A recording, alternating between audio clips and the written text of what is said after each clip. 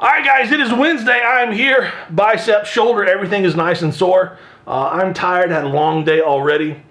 So I'm gonna take a few minutes, get the heaters going in here, the lights are on, pick a nice little playlist to go on with the radio, sit down and stretch my back for a minute, get everything slowly set up.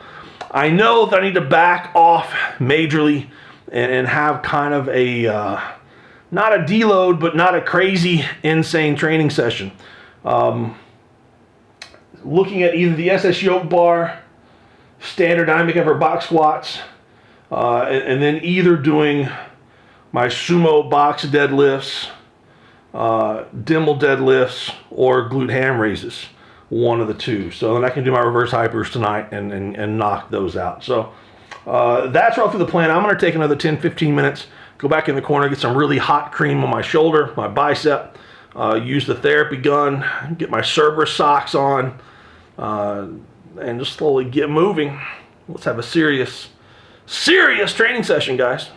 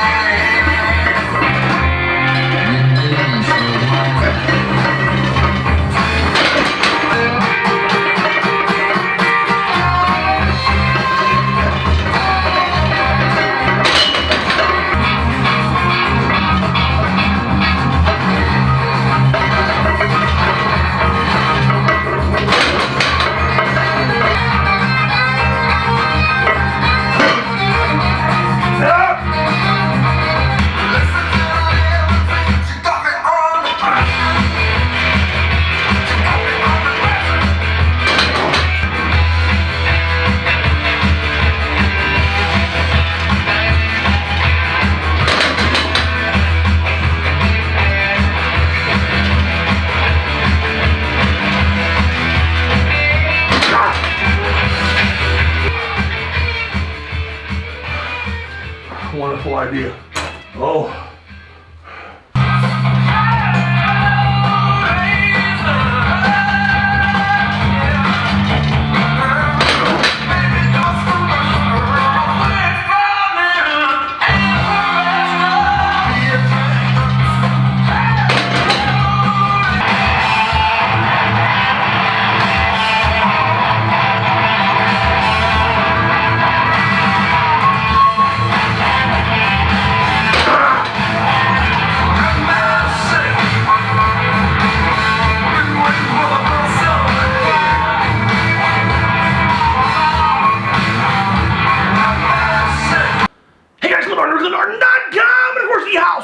Biceps. I'm here at the House of Biceps with the SS yoke bar by the EliteFTS.com. A lot of people ask me about getting an SS yoke bar from another company. Apparently there's another company that offers one at a much cheaper price. I just want to say this. I just did a third of my sets with more than 900 pounds. More than 410 kilograms on this between straight weight and bands. And the bar virtually had no bend in it whatsoever. And other than the fact that it was 900 plus pounds, this pad kept everything from killing my neck. I cannot say either one of those are even close to being fact for the cheaper alternative bars. Now, while you may not be squatting 900 pounds, I'm not really either. Do you really want to take that kind of chance with your bar in your neck? EliteFTS.com. SS yoke bar, baby. Oh, my battery's dying on the microphone. Hopefully this will get in quick. SS yoke bar. This was a seriously hard training session. 9 sets of 2. Normally, I'm the man of doing 5 sets of 2 and then some heavier singles after that, or just calling it a day. Trying to build up the volume, ramping up in pyramids, sticking with the 3 plates, 332 pounds in straight weight. I think that is probably, oh man, on this bar, do I think I could do 700? No. So let's just say I think I could do 660. I might could do 7, I don't know. 660, so we've still got 50%-ish on the bar.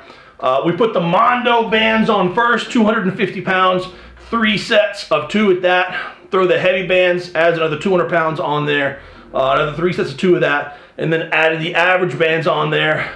I'm saying they're about 120 pounds, something like that. I don't really know. They won't measure out on my little scale that I have here. The last 3 sets were rough. I was struggling.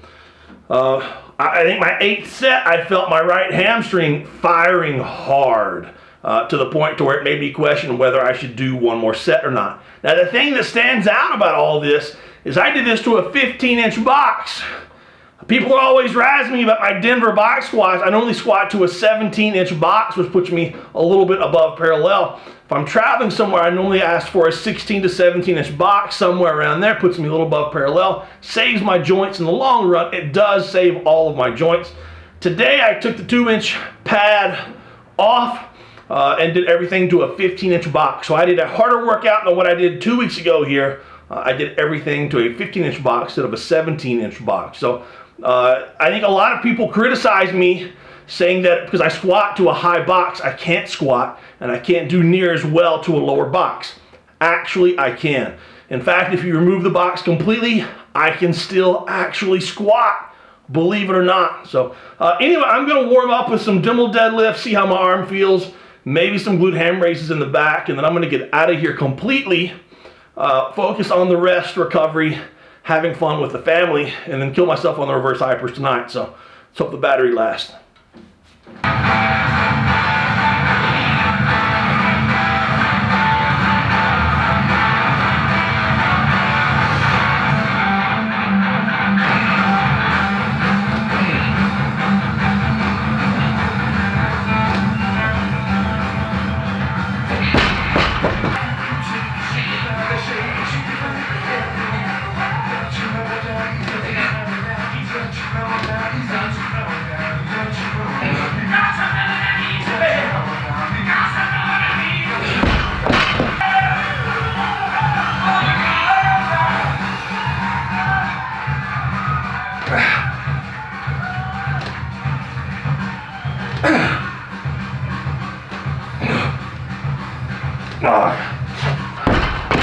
Can't torque it on my back. It makes it real bad.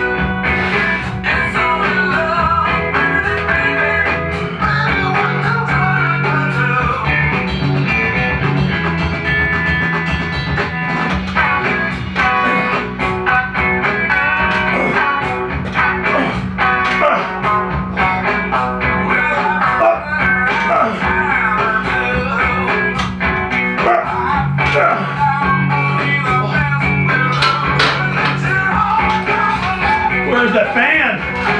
Oh, I need it. All right, guys, that wraps up Wednesday's Dynamic Effort lower session. That was a tough session. My legs are shaking. Finished off. Attempted to do the dumbbell deadlifts. First couple sets, I could feel a little bit in my hamstrings. Technique was going. Third set, I tried to get a little more torque, which is the key. The key is applying torque. Once the bar is at a dead stop below your knees, you make sure you're in a good position. And I couldn't apply any more torque without bothering my back. So for whatever reason that is, it's a good point to stop. Went over to the pistol box squats. Wanted to try those with the SS yoke bar. I'm gonna need some stronger legs. Practice doing that, and probably a higher box than what I've got right now. Those set me on fire all through the inner thigh. and the teardrop on the quad. And I had to use my leg out in front of me to help balance just a little bit. So if I would have set up a little bit different, I could have rocked back on the box and then swung forward like I see a lot of people doing on their regular box squats. That's not going to transfer over into much of anything. But doing it here would allow me to kind of cheat my way into an actual rep into the future.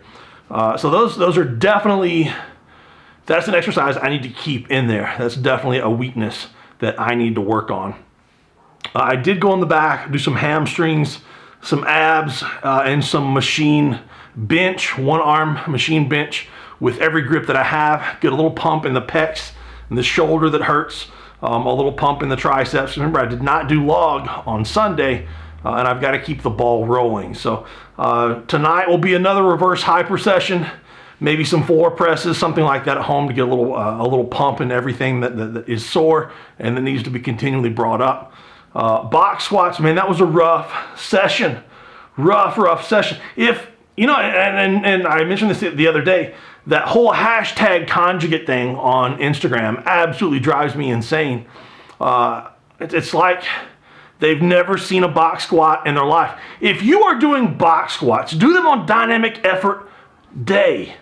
Do them on dynamic effort lower day. That should be the toughest day of your entire week. It should bury you into the ground. If you finish your box squats and you feel that you have worked the muscle, or it felt like a good workout, or you didn't feel it at all, then you're doing it wrong. You're doing it wrong. I'm not saying I'm doing it right, but maybe look at yours and then look at mine and just pick out 10 differences and just figure that at least 7 of those are things you should be doing.